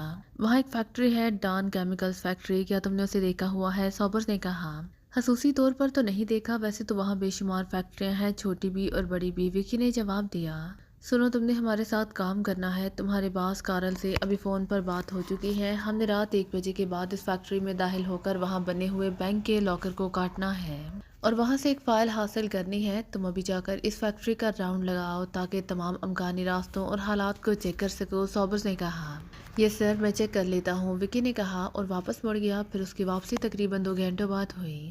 میں نے چیک کر لیا ہے جناب، فیکٹری کی 4 دیواری خاصی اونچی ہے اور اس پر حفاظتی انتظامات بھی ہیں، اس لیے ہمیں براہ راست پھاٹک کھولنا پڑے گا اور یہ خطرناک بھی ہو سکتا ہے، وکی نے کہا۔ تم فکر مت کرو، سب ٹھیک ہو جائے گا، تم بس صرف ساتھ رہنا کیونکہ ہمیں یہاں کے مقامی راستوں کا علم نہیں ہے، سابرز نے کہا۔ یس سر، وکی نے جواب دیا۔ پھر رات 1:30 بجے کے قریب وہ ایک سیاہ رنگ کی کار میں سوار ہو کر رہائش گاہ سے نکل گئے، ڈرائیونگ سیٹ پر وکی تھا جبکہ سابرز اور کرسیا دونوں عقبی سیٹ پر بیٹھے تھے۔ جناب، راستے میں 2 پولیس ناکے آئیں گے، وہ ہمیں تنگ کر سکتے ہیں، اسی لیے آپ 2 بڑے نوٹ مجھے دے دیں، میں انہیں راضی کر لوں گا، وکی نے کہا تو سابرز نے 2 کی بجائے 10 بڑے نوٹ جیب سے نکال کر اس کی طرف بڑھا دیے۔ جتنے دینا چاہو دے دینا، باقی خود رکھ لینا، سابرز نے کہا۔ تھینک یو سر، وکی نے مسرت بھرے لہجے میں جواب دیتے ہوئے کہا۔ لیکن یہ ناکے کیوں ہوتے ہیں؟ کرسیا نے پوچھا۔ فیکٹری ایریا ہے، یہاں ڈکیتی کی وارداتیں زیادہ ہوتی ہیں، اسی لیے پولیس رات کو عارضی چیک پوسٹ قائم کر لیتی ہے جسے ناکے کہا جاتا ہے، جہاں ہر گاڑی کو اور ہر گزرنے والے کو چیک کیا جاتا ہے، وکی نے جواب دیتے ہوئے کہا۔ تو تم ہمارے بارے میں انہیں کیا کہو گے؟ کرسیا نے پوچھا۔ بڑے نوٹ کی جھلک اور ساتھ ہی یہ کہ آپ دونوں ہوا ہوری کے لیے ادھر آئے ہیں اور بس، وکی نے اطمینان بھرے لہجے میں کہا تو کرسیا نے اس بات میں سر ہلا دیا، پھر واقعی 2 ناکوں پر انہیں روکا گیا، لیکن صرف ٹارچ مار کر سابرز اور کرسیا کو دیکھ کر تصدیق کی گئی اور گاڑی آگے بڑھا دی گئی۔ وکی نے ایک بڑا نوٹ انہیں پہلے ہی دے دیا تھا، 2 بار ایسا ہوا۔ پھر وہ ایک ایسی سڑک پر پہنچ گئے جہاں کسی قسم کی کوئی ٹریفک نہیں تھی، حتیٰ کہ یہاں اکا دکا اسٹریٹ لائٹس روشن تھی، باقی بند تھی۔ یہ تو واقعی ویران سڑک آ گئی ہے، کیوں؟ سابرز نے کہا۔ جناب، مین روڈ پر آگے بھی کافی ساری چیک پوسٹ موجود ہیں، اسی لیے میں سائڈ روڈ سے نکل کر آیا ہوں، اب ہم جیسے ہی گھومیں گے اپنے مطلوبہ فیکٹری کے گیٹ پر پہنچ جائیں گے، وکی نے جواب دیا۔ تم نے فیکٹری گیٹ کے سامنے پہنچنے سے پہلے کار سائٹ میں روک دینی ہے، ہم نے باقاعدہ تیار ہونا ہے، سابرز نے کہا۔ یس سر، وکی نے جواب دیا تو سابرز نے اپنے پیروں میں پڑے ہوئے بیگ کی زپ کھولی اور اس میں سے سائلنسر لگے ہوئے 2 مشین پسٹلز نکال کر ایک پسٹل کرسیا کی طرف بڑھا دیا، دوسرا اپنی جیب میں ڈال کر بیگ میں سے گیس کٹر اور بے ہوش کر دینے والی گیس کا پسٹل نکال لیا۔ سر، ہم فیکٹری کے قریب پہنچنے والے ہیں، وکی نے کہا، اس کے ساتھ ہی اس نے کار کی رفتار کم کر دی۔ بس یہی روک دو اور میری بات سن لو، تم نے ان ہدایات پر پوری طرح عمل کرنا ہے، سابرز نے کہا تو وکی نے کار ایک گہرے اندھیرے علاقے میں لے جا کر روک دی، کار کی اندرونی لائٹ بھی بند تھی اور مین لائٹ بھی اس نے بند کر دی تھی، اب کار گہرے اندھیرے کا جز بن گئی تھی اور جب تک کوئی اس کے انتہائی قریب نہ آ جاتا اسے کار نظر نہ آ سکتی تھی۔ اس فیکٹری کے مین گیٹ سے ہمیں اندر جانا ہے۔ اس کا طریقہ یہ ہوگا کہ تم کار گیٹ پر روک دو گے، میں نیچے اتر کر گیٹ کی سائڈ میں اوٹ میں کھڑا ہو جاؤں گا، تم 2-3 بار ہارن دو گے تو لامحالہ کوئی دربان گیٹ کھول کر باہر آئے گا تو تم نے اسے کار کے قریب بلانا ہے، اگر ضروری سمجھو تو ایک بڑا نوٹ اس کے ہاتھ پر رکھ دینا۔ میں اس دوران اندر بے ہوش کر دینے والی گیس فائر کر دوں گا، پھر عقب سے اس دربان کے سر پر پسٹل کا دستہ مار کر اسے بھی بے ہوش کر دیا جائے گا۔ اس کے بعد میں اندر جا کر بڑا پھاٹک کھول دوں گا، اندر موجود دربان بے ہوش پڑے ہوں گے، ہم تمام کارروائی مکمل کریں گے، پھر انہیں بے ہوش چھوڑ کر واپس نکل جائیں گے۔ سوبرس نے پوری تفصیل سے ہدایات دیتے ہوئے کہا۔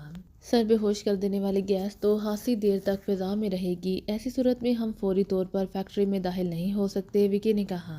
یہ خصوصی گیس ہے، یہ کھلی فضا کے لیے بنائی گئی ہے، یہ انتہائی مؤثر ہونے کے ساتھ ساتھ بہت جلد فضا میں تحلیل ہو کر مؤثر ہو جاتی ہے، سوبرس نے جواب دیا۔ ٹھیک ہے جناب، پھر چلیں، وکی نے کہا۔ میرے بارے میں تم نے کچھ نہیں بتایا، کرسیا نے کہا۔ تم کار میں موجود رہو گی، ہو سکتا ہے دربان کو ایک گڑبڑ کرنے کی کوشش کرے تو تم نے اسے سائلنسر لگے پسٹل سے ختم کر دینا ہے، سوبرس نے کہا۔ اوکے، کرسیا نے کہا۔ تو سوبرس نے وکی کو کار فیکٹری کے پھاٹک پر لے جانے کے لیے کہا اور وکی نے کار کو ایک جھٹکے سے آگے بڑھا دیا۔ تھوڑی سی آگے بڑھا کر اس نے ہیڈ لائٹس آن کر دی۔ سوبرس اور کرسیا دونوں الرٹ ہو کر بیٹھ گئے تھے۔ تھوڑی دیر بعد کار گھوم کر ایک دوسری بڑی سڑک پر پہنچ گئی، پھر ایک موڑ مڑ کر ایک جہازی سائز کے پھاٹک کے سامنے رک گئی۔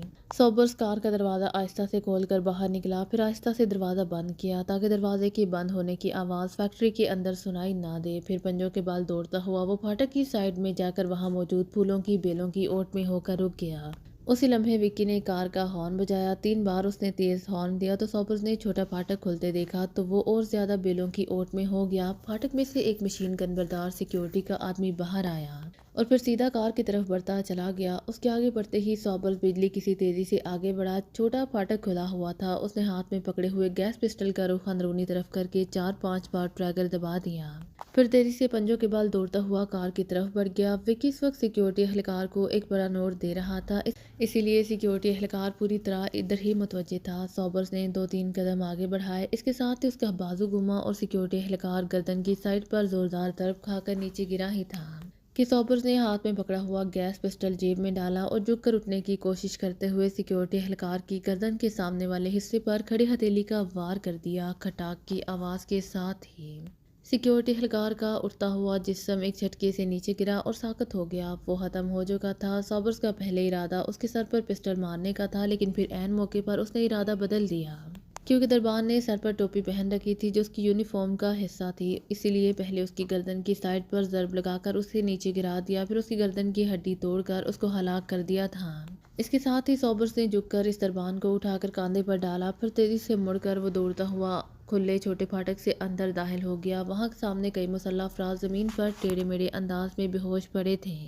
سوبرس نے کاندھے پر موجود دربان کی لاش کو ایک طرف پھینکا اور دوڑ کر اس نے چھوٹا پھاٹک بند کر کے بڑا پھاٹک کھول دیا۔ اس کے ساتھ ہی سامنے موجود کار خاصی تیز رفتاری سے اندر داخل ہوئی اور آگے بڑھتی چلی گئی تو سوبرس نے پھاٹک بند کر کے بڑا کنڈا لگا دیا۔ کار اندر رکتے ہی اس میں سے کرسیا اور وکی دونوں باہر آ گئے۔ تم نے پھاٹک کا خیال رکھنا ہے وکی، جبکہ کرسیا میرے ساتھ آئے گی، سوبرس نے کہا، اور پھر وہ کرسیا کے ساتھ دوڑتا ہوا ایک سائڈ پر بنی ہوئی میٹرو بینک کی عمارت کی طرف بڑھتا چلا گیا۔ یہ ایک منزلہ عمارت تھی، اس کی وسعت بھی زیادہ نہیں تھی، ایک بڑا ہال تھا جس میں کاؤنٹر، کرسیاں اور میزیں پڑی تھیں۔ اندر لائٹ جل رہی تھی، 2 دربان سامنے ہی بے ہوش پڑے ہوئے تھے۔ ایک سائڈ پر ایک چھوٹا سا آفس تھا، جبکہ اس آفس کے اندر سے ایک دروازہ لاکرز روم کے لیے کھلتا تھا۔ کارل نے پہلے ہی اسے ساری تفصیل بتا دی تھی، اسی لیے وہ تیزی سے آفس میں آیا، پھر باہری دروازہ کھول کر لاکرز روم میں آ گیا۔ یہاں لاکرز کی 2 الماریاں موجود تھیں جن پر نمبرز لکھے ہوئے صاف دکھائی دے رہے تھے۔ کل لاکرز صرف 20 تھے، لیکن ان کے نمبر 100 سے شروع کیے گئے تھے۔ ڈاکٹر احمد کے لاکر کا نمبر 101 بتایا گیا تھا، اس کا مطلب تھا کہ یہ دوسرا لاکر ہے۔ اس لاکر پر 101 کا ہندسہ بھی درج تھا۔ سوبرس نے بجلی کسی تیزی سے جیب سے گیس کٹر نکالا اور پھر اسے آن کر کے لاکر کا لاک کاٹنا شروع کر دیا۔ مخصوص گیس سے چلنے والا کٹر خاصا تیز رفتار اور خصوصی کٹر تھا، اسی لیے چند لمحوں میں ہی سوبرس لاکر کاٹنے میں کامیاب ہو گیا۔ پھر اس نے بجلی کسی تیزی سے لاکر کھولا تو وہ اور اس کے ساتھ کرسیا دونوں بے اختیار اچھل پڑے کیونکہ لاکر میں کوئی کمپیوٹر ڈسک موجود نہیں تھی، البتہ ایک فائل موجود تھی۔ سوبرس نے فائل باہر نکالی اور اسے کھول کر دیکھنے لگا۔ دوسرے لمحے اس نے فائل کو واپس لاکر میں پٹک دیا۔ یہ تو اس ڈاکٹر کی جائیداد کے کاغذات ہیں، وہ فارمولہ کہاں ہے؟ سوبرس نے غصے سے چیختے ہوئے لہجے میں کہا۔ ہو سکتا ہے کارل کو صرف ایک لاکر کا پتہ چلا ہو جبکہ ڈاکٹر احمد کے 2 لاکر ہوں، کرسیا نے کہا۔ ہاں ایسا ہو سکتا ہے، لیکن اب کیا کیا جائے؟ یہ سارے لاکر کھولنے پڑیں گے، اس میں تو بہت وقت لگ جائے گا اور کسی بھی لمحے کوئی یہاں آ سکتا ہے، صوبرز نے ہونٹ چباتے ہوئے کہا۔ مینیجر کے آفس میں ان کا ریکارڈ موجود ہوگا، میں چیک کرتی ہوں، کرسیا نے کہا اور تیزی سے مڑ کر واپس ہال کمرے میں چلی گئی جہاں آفس کا دروازہ تھا، جبکہ صوبرز نے گیس کٹر کی مدد سے ساتھ والا لاکر کاٹنا شروع کر دیا۔ پھر تھوڑی دیر بعد جب اس نے اسے کھولا تو یہ لاکر بالکل خالی تھا، اس میں کوئی چیز بھی موجود نہیں تھی۔ ایک ہی لاکر ہے، 101، یہ دیکھو فائل، کرسیا نے ہاتھ میں پکڑی ہوئی فائل اسے دکھاتے ہوئے کہا۔ فائل کے مطابق تو 20-25 لاکروں میں سے صرف 10 لاکرز الاٹ شدہ ہیں، باقی خالی ہیں، صوبرز نے فائل کو دیکھتے ہوئے کہا۔ ہاں صرف 11 لاکرز باقی خالی ہیں، کرسیا نے کہا۔ ٹھیک ہے، میں ان سب الاٹ شدہ لاکرز کو کھولوں گا، تم نمبرز بتاتی رہو، صوبرز نے کہا۔ پھر ان دونوں نے بڑے جوش و خروش سے کام شروع کر دیا۔ اب کوئی لاکر خالی نہیں تھا، لیکن کمپیوٹر ڈسک کسی میں نہیں تھی، یا تو جائیداد کی فائلیں تھیں یا پھر سونے کے زیورات سے بھرے ڈبے۔ کئی لاکرز میں بھاری غیر ملکی کرنسی موجود تھی۔ صوبر ساتھ ساتھ فائلیں چیک کرتا رہا جبکہ کرسیا زیورات کے ڈبے چیک کرتی رہی، اور پھر 11 کے 11 لاکرز چیک کر لیے گئے۔ یہ سارا پلان ہی غلط تھا، ایک سائنسدان اس قدر احمق نہیں ہو سکتا کہ 2 لاکرز میں فارمولا رکھے۔ آؤ چلے، صوبرز نے آخرکار مایوسانہ لہجے میں کہا۔ یہ کرنسی اور زیورات تو لے لیں، کام آئیں گے، کرسیا نے کہا۔ لعنت بھیجو ان پر، ہم ڈاکو یا مجرم نہیں ہیں، پڑے رہنے دو انہیں یہاں، آؤ نکل چلیں، صوبرز نے غصیلے لہجے میں کہا تو کرسیا نے ایک طویل سانس لیتے ہوئے ڈبے واپس رکھ دیے۔ پھر تھوڑی دیر بعد ان کی کار تیزی سے فیکٹری سے نکل کر آگے بڑھنے لگی۔ وکی نے کار باہر نکال کر بڑا پھاٹک اندر سے بند کر دیا اور چھوٹے پھاٹک کو ویسے ہی بند کر کے وہ کار لے کر واپس اپنی رہائشی کالونی کی طرف بڑھتے چلے گئے۔ اس بار وکی نے ایسی سڑکوں کا انتخاب کیا تھا جن پر پولیس ناکے موجود نہیں تھے، اسی لیے وہ اطمینان سے واپس اپنی رہائش گاہ پر پہنچ گئے۔ وکی، یہ کار کسی اور جگہ لے جاؤ، جب صبح سیکیورٹی اہلکار کی لاش فیکٹری سے دستیاب ہوگی اور بینک کے لاکرز کھلے ہوئے ملیں گے تو پولیس نے لامحالہ ہماری کار کو چیک کرنا ہے، اس کا نمبر ان کے پاس موجود ہے، اس طرح ہم ہاں مصیبت میں پھنس جائیں گے، صوبرز نے کہا۔ آپ کی بات درست ہے، لیکن اسے کہیں لے جانے کی ضرورت نہیں ہے، اس کی نمبر پلیٹ تبدیل کی جا سکتی ہے اور اس کا کلر بھی، وکی نے جواب دیتے ہوئے کہا۔ او پھر ٹھیک ہے، صوبرز نے کہا اور اندرونی کمرے کی طرف ڈھیلے قدموں سے بڑھتا چلا گیا۔ کرسیا بھی اس کے ساتھ تھی۔ اب کیا کریں، اب تو وہ ڈرائیور بھی مارا جا چکا ہے، اب فارمولا کہاں سے تلاش کریں، صوبرز نے سٹنگ روم میں کرسی پر بیٹھتے ہوئے کہا۔ میں تو تھک گئی ہوں، تم بیٹھے سوچتے رہو، میں تو سونے جا رہی ہوں، صبح تازہ دم ہو کر سوچوں گی، کرسیا نے کہا۔ تم ٹھیک کہہ رہی ہو، اب اس حالت میں سمجھ بھی کچھ نہیں آتا، اوکے میں بھی سوتا ہوں، صبح دیکھا جائے گا، صوبرز نے اٹھتے ہوئے کہا۔ پھر وہ ہاف کاہ کی طرف بڑھتا چلا گیا۔ عمران ناشتے کے بعد بیٹھا اخبار پڑھ رہا تھا، اس وقت اس کے ہاتھ میں ایک لوکل اخبار تھا، پھر ایک خبر کی ضلعی سرخی نے اسے چونکا دیا۔ اس ضلعی سرخی میں سائنسدان ڈاکٹر احمد کا نام لکھا ہوا تھا۔ خبر کسی ڈکیتی کے بارے میں تھی۔ عمران نے خبر پڑھنا شروع کر دی، پھر جیسے جیسے وہ خبر پڑھتا جا رہا تھا اس کی حیرت بڑھتی جا رہی تھی، کیونکہ خبر کے مطابق ڈان کیمیکلز فیکٹری میں ایک بینک کی برانچ میں رات کو ڈکیتی ہوئی تھی۔ ایک دربان کی لاش ملی تھی جبکہ باقی تمام دربان بے ہوش پڑے ملے تھے۔ بینک کے لاکرز کو کٹر سے باقاعدہ کاٹا گیا تھا اور خاص طور پر ڈاکٹر احمد کے نام پر جو لاکر تھا خصوصی طور پر کاٹ کر اس کی تلاشی لی گئی تھی۔ بینک مینیجر کے آفس سے اٹھائی گئی فائل بھی لاک روم میں ملی تھی جس میں ڈاکٹر احمد کے نام لاکر کے نیچے خصوصی طور پر لائن لگائی گئی تھی۔ اس کے علاوہ دیگر لاکرز بھی کاٹے گئے تھے، جس پر فیکٹری کے بینک ڈائریکٹر نے پولیس کو بتایا ہے کہ ڈاکٹر احمد ان کے قریبی عزیز تھے اور انہوں نے فیکٹری میں موجود بینک میں ایک لاکر کے لیے انہیں خصوصی درخواست کی تھی، جس پر انہوں نے اپنی ضمانت پر انہیں ایک لاکر دلوایا تھا اور وہ اکثر اس لاکر کو آپریٹ کرنے خود آتے رہتے تھے اور ان کی کار فیکٹری کے گیٹ سے باہر کھڑی رہتی تھی۔ وہ خود سیدھے بینک جاتے اور لاکر کو آپریٹ کرنے کے فوراً بعد واپس چلے جاتے تھے۔ اخبار کے مطابق واردات انتہائی منصوبہ بندی سے کی گئی تھی۔ بے ہوش دربانوں کو ہسپتال پہنچایا گیا، وہاں ڈاکٹروں کے مطابق ان دربانوں کو انتہائی جدید ترین گیس سے بے ہوش کیا گیا تھا۔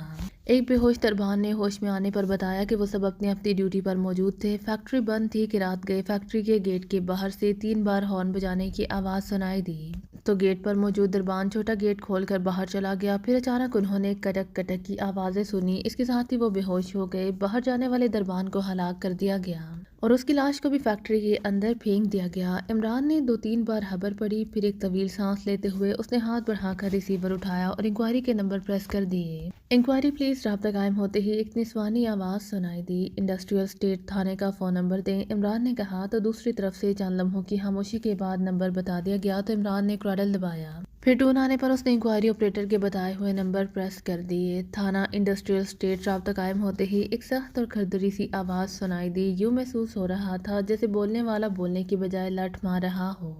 S P special branch Rathod بول رہا ہوں، عمران نے بدلی ہوئی آواز اور لہجے میں کہا۔ اس نے واقعی اسپیشل برانچ کے ایس پی راتھوڑ کی آواز اور لہجے میں بات کی تھی کیونکہ وہ اسے اچھی طرح جانتا تھا۔ یس سر، میں محرر بول رہا ہوں سر۔ حکم سر، حکم فرمائے سر۔ دوسری طرف سے بولنے والے کا لہجہ یکلہت بھیک مانگنے والوں جیسا ہو گیا۔ D S P special branch تھانے پہنچ رہا ہے، اس کا نام علی عمران ہے۔ تم نے اور تمہارے ایس ایچ او نے اس سے مکمل تعاون کرنا ہے کیونکہ special branch Dawn chemical factory میں ہونے والی ڈکیتی کو خصوصی طور پر چیک کر رہی ہے تاکہ معلوم کیا جا سکے کہ تمہارے تھانے کے عملے کی کوتاہی کی وجہ سے تو ایسا نہیں ہوا۔ عمران نے جان بوجھ کر لمبی بات کرتے ہوئے کہا، یہ سر میرا مطلب ہے نو سر، ہمارے تھانے نے تو رات کو پورے ایریا میں باقاعدہ ناکہ بندی کر رکھی تھی سر، ہم تو ساری رات چوکنا رہے ہیں سر۔ محرر نے بوکھلائے ہوئے انداز میں جواب دیتے ہوئے کہا، اگر ایسا ہے تو ٹھیک ہے، اگر ڈی ایس پی نے تمہارے اور تمہارے تھانے کے بارے میں درست رپورٹ کی تو ٹھیک ہے، ورنہ آئی جی صاحب نے پورے تھانے کو معطل کر دینا ہے اور ڈی ایس پی پہنچ رہا ہے، اسے ہر طرح سے تعاون کیا جائے۔ عمران نے کہا اور ریسیور رکھ کر وہ اٹھا اور ڈریسنگ روم کی طرف بڑھ گیا۔ سلیمان اسے ناشتہ دے کر خریداری کے لیے مارکیٹ گیا ہوا تھا، اسی لیے عمران نے مخصوص انداز میں فلیٹ کو لاک کیا اور سیڑھیاں اتر کر وہ گیراج کی طرف بڑھ گیا۔ تھوڑی دیر بعد اس کی سپورٹس کار خاصی تیز رفتاری سے انڈسٹریل اسٹیٹ کی طرف بڑھی چلی جا رہی تھی۔ تقریباً آدھے گھنٹے بعد وہ تھانے پہنچ گیا۔ اس نے کار تھانے کے گیٹ کے سامنے روکی، پھر نیچے اتر آیا۔ تھانے کے گیٹ کے باہر ایک مسلح سپاہی موجود تھا۔ ایس ایچ او صاحب ہیں، میرا تعلق پولیس سے ہے، عمران نے کہا تو سپاہی نے باقاعدہ اسے سلیوٹ کیا۔ یس سر، آئیے سر، میں آپ کے استقبال کے لیے ہی کھڑا تھا، سپاہی نے سلیوٹ کرتے ہوئے بوکھلائے ہوئے لہجے میں کہا تو عمران زیر لب مسکرا دیا۔ تھوڑی دیر بعد وہ ایک کمرے میں داخل ہوا جہاں ایک بھاری جسم اور باہر کو نکلی ہوئی توند کا مالک حیران شکل والا ایس ایچ او موجود تھا۔ D S P special branch, سپاہی نے اندر داخل ہوتے ہی کہا تو ایس ایچ او بوکھلائے ہوئے انداز میں اٹھا، اس نے بھی باقاعدہ سلیوٹ کیا، البتہ اس کے چہرے پر ہلکی سی حیرت موجود تھی۔ خوش آمدید سر، میرا خیال تھا کہ آپ یونیفارم میں ہوں گے سر، ایس ایچ او نے قدرے بوکھلائے ہوئے لہجے میں کہا۔ آپ کو معلوم نہیں ہے کہ اسپیشل برانچ میں ڈیوٹی کے دوران یونیفارم استعمال نہیں کی جاتی، صرف پریڈ ٹائپ کے مواقع پر یونیفارم پہنی جاتی ہے، عمران نے منہ بنا کر جواب دیتے ہوئے کہا۔ یس سر، تشریف رکھیں سر، کیا پینا پسند کریں گے آپ؟ ایس ایچ او مزید بوکھلا گیا تھا۔ میں کتنی بار بتاؤں کہ میں ڈیوٹی پر ہوں اور ڈیوٹی کے دوران نہ ہی پیا جاتا ہے اور نہ ہی کھایا جاتا ہے، عمران نے سخت لہجے میں کہا اور کرسی پر بیٹھ گیا۔ یس سر، حکم سر، ہم ہر خدمت کے لیے تیار ہیں سر، ایس ایچ او نے کہا۔ سب سے پہلے تو میرے ساتھ فیکٹری چلیے، میں موقع واردات کو خود دیکھنا چاہتا ہوں، عمران نے کہا۔ یس سر، آئیے سر، ایس ایچ او نے کہا اور عمران اٹھ کھڑا ہوا۔ تھوڑی دیر بعد پولیس کی گاڑی کے پیچھے اپنی کار چلاتا ہوا وہ ڈان کیمیکلز فیکٹری کے گیٹ پر پہنچ گیا اور پھر تقریباً ایک گھنٹے بعد وہاں کی تمام صورتحال کو نہ صرف اچھی طرح دیکھ چکا تھا بلکہ اس نے فیکٹری کے جنرل مینیجر سے بھی تفصیلی بات کی تھی، اس نے وہی بات بتائی تھی جو اخبار میں شائع ہوئی تھی۔ عمران ایس ایچ او کے ساتھ واپس تھانے آ گیا۔ ایس ایچ او صاحب، آپ کے محرر نے فون پر ایس پی اسپیشل برانچ کو بتایا تھا کہ آپ اور آپ کے عملے نے ساری رات علاقے میں ناکہ بندی کی ہوئی تھی، عمران نے کہا۔ یس سر، ایس ایچ او نے مؤدبانہ لہجے میں جواب دیتے ہوئے کہا۔ تو پھر مجرم جو یقیناً کسی کار میں آئے تھے، اس ناکہ بندی سے بچ کر کیسے فیکٹری پہنچ گئے کیونکہ وہاں ایک کار کے ٹائروں کے نشانات موجود تھے، عمران نے کہا۔ جناب، انڈسٹریل اسٹیٹ کی سڑکیں بے حد طویل ہیں اور موڑ بے حد کم ہے اور نئی بنی ہوئی ہیں، اسی لیے لوگ اکثر رات کو لانگ ڈرائیو کے لیے ادھر آ جاتے ہیں، ہم صرف سرسری طور پر ان کو چیک کرتے ہیں۔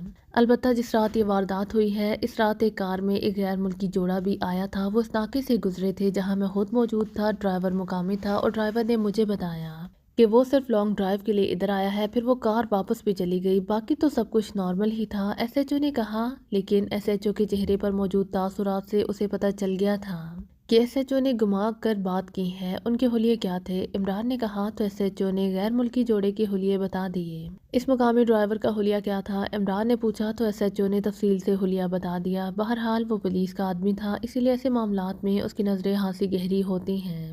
اس کار کا رجسٹریشن نمبر، ماڈل اور کمپنی تو آپ نے نوٹ کی ہوگی، عمران نے کہا۔ جی ہاں، میرے ماتحت نے فوراً یہ سب کچھ نوٹ کیا تھا، میں منگواتا ہوں، ایس ایچ او نے کہا۔ پھر میز پر پڑی ہوئی ہاتھ سے بجانے والی گھنٹی پر ہاتھ مارا تو ایک باوردی سپاہی نے اندر آ کر سلیوٹ کیا۔ کرم دین سے کہو کہ گاڑیوں کے نمبروں والی ڈائری سمیت یہاں آئے جلدی، ایس ایچ او نے کہا۔ یس سر، سپاہی نے کہا اور واپس مڑ گیا۔ تھوڑی دیر بعد باوردی محرر اندر داخل ہوا، اس کے ہاتھ میں ایک ڈائری تھی۔ کرم دین، جس کار میں غیر ملکی جوڑا تھا، اس کار کا نمبر اور اس کی تفصیل صاحب کو بتاؤ، ایس ایچ او نے آنے والے سے مخاطب ہو کر کہا۔ یس سر، محرر نے کہا اور ڈائری کھول کر تیزی سے اس کے ورق الٹانے شروع کر دیے، پھر ایک صفحے پر رک کر اس نے نمبر بتانے شروع کر دیے۔ ڈائری مجھے دکھاؤ، عمران نے کہا۔ یہ سر، محرر نے کہا اور کھلی ہوئی ڈائری اس نے عمران کے سامنے میز پر رکھ دی۔ عمران نے دیکھا کہ ایک اندراج کے سامنے غیر ملکی جوڑے کے الفاظ بھی درج تھے۔ یہ نمبر ہے جناب، احتیاطاً اس کے ساتھ غیر ملکی جوڑا بھی لکھا ہوا ہے، محرر نے اس اندراج پر انگلی رکھتے ہوئے کہا۔ گڈ، تم واقعی عقل مند آدمی ہو، عمران نے کہا تو محرر کا چہرہ بے اختیار کھل اٹھا۔ عمران نے رجسٹریشن نمبر اور دوسری تفصیلات کو غور سے دیکھا۔ ٹھیک ہے، اٹھا لو ڈائری، عمران نے کہا۔ یہ سر، محرر نے کہا، پھر اس نے ڈائری اٹھا لی۔ اس مقامی ڈرائیور کو تم نے پہلے کبھی دیکھا ہوا تھا؟ عمران نے محرر سے پوچھا۔ نو سر، محرر نے جواب دیا۔ اوکے ٹھیک ہے، میں رپورٹ راتھوڑ صاحب کو دے دوں گا جس میں آپ کے تھانے کی کارکردگی کی تعریف کروں گا۔ آپ نے واقعی فرض شناسی کا مظاہرہ کیا ہے، عمران نے اٹھتے ہوئے کہا۔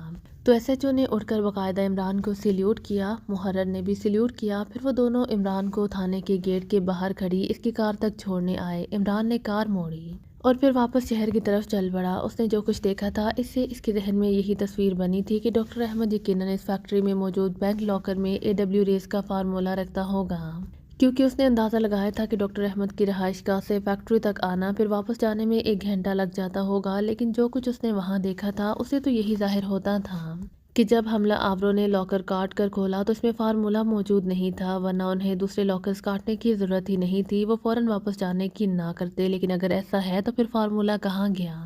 لیکن اس نے فوری طور پر اس غیر ملکی جوڑے کو چیک کرنے کے بارے میں سوچا، کیونکہ اس کے نقطۂ نظر سے انہی غیر ملکیوں نے ڈاکٹر احمد کو ہلاک کیا تھا اور اصل فارمولہ نہ ملنے پر انہیں دوبارہ آنا پڑا تھا، اور انہوں نے واقعی کام کیا تھا کہ انہیں اس فیکٹری میں موجود ڈاکٹر احمد کے لاکر کے بارے میں نہ صرف معلوم ہو گیا بلکہ انہوں نے وہاں پہنچ کر کامیاب واردات بھی کر ڈالی تھی۔ اس کا مطلب تھا کہ وہ لوگ ہاتھ سے تیز جا رہے ہیں۔ عمران اب انڈسٹریل اسٹیٹ سے نکل کر شہر کی حدود میں داخل ہو گیا تھا۔ اس نے کار ایک سائڈ پر کر کے روکی، پھر جیب سے سیل فون نکال کر اس نے اس پر ٹائیگر کا نمبر پریس کیا اور پھر رابطے کا نمبر ملا دیا۔ چند لمحوں بعد اسکرین پر ٹائیگر کا نمبر ڈسپلے ہو گیا۔ یس باس، ٹائیگر بول رہا ہوں، ٹائیگر کی آواز سنائی دی۔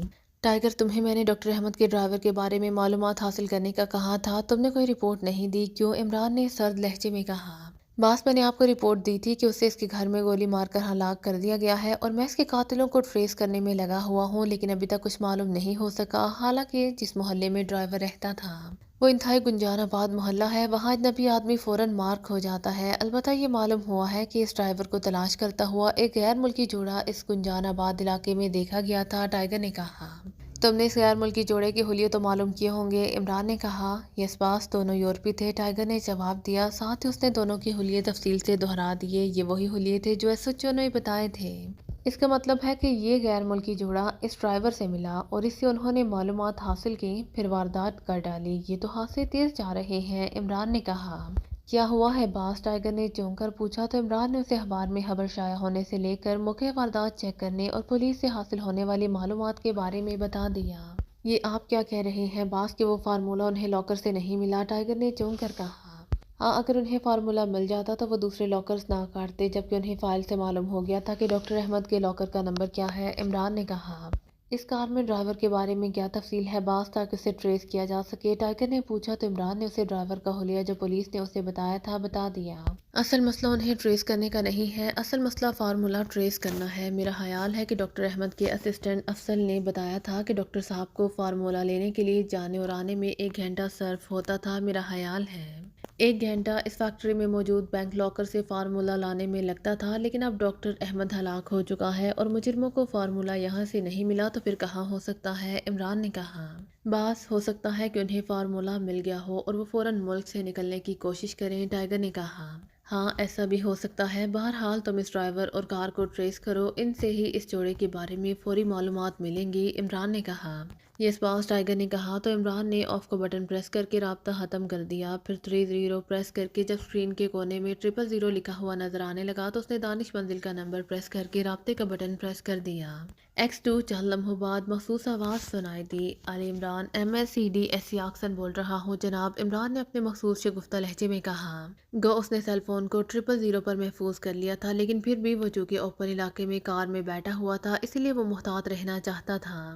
یس کیوں کال کی ہے؟ دوسری طرف سے سرد لہجے میں کہا گیا تو عمران نے اخبار میں پڑھنے سے لے کر فیکٹری جانے اور پولیس سے معلومات حاصل کرنے پھر ٹائیگر سے ہونے والی بات چیت دہرا دی۔ اس کا مطلب ہے کہ یہ لوگ ہاتھ سے تیز جا رہے ہیں، دوسری طرف سے کہا گیا۔ یہ سر میں ان دونوں کے حلیے تفصیل سے بتا دیتا ہوں، آپ ٹیم کو ان کی تلاش پر لگا دیں، مجھے یقین ہے کہ انہوں نے حلیے تبدیل نہیں کیے ہوں گے۔ عمران نے کہا، تم 5 منٹ بعد جولیا کو فون کر کے اسے حلیے بتا دینا، میں اسے احکامات دے دیتا ہوں، ایکس 2 نے کہا، اور اس کے ساتھ ہی رابطہ ختم ہو گیا تو عمران نے آف کا بٹن پریس کر دیا۔ کمال ہے پاکیزگی کا کہ غیر کا حلیہ سننا بھی گوارا نہیں ہے، چلو مرد کا نہ صحیح خاتون کا تو سنا جا سکتا تھا، عمران نے سیل فون جیب میں ڈالتے ہوئے بڑبڑا کر کہا، اور پھر کار آگے بڑھا دی۔ ظاہر ہے 10 منٹ بعد وہ اپنے فلیٹ پر پہنچ سکتا تھا، اسی لیے یہاں 10 منٹ تک انتظار کرنے کی ضرورت ہی نہیں تھی۔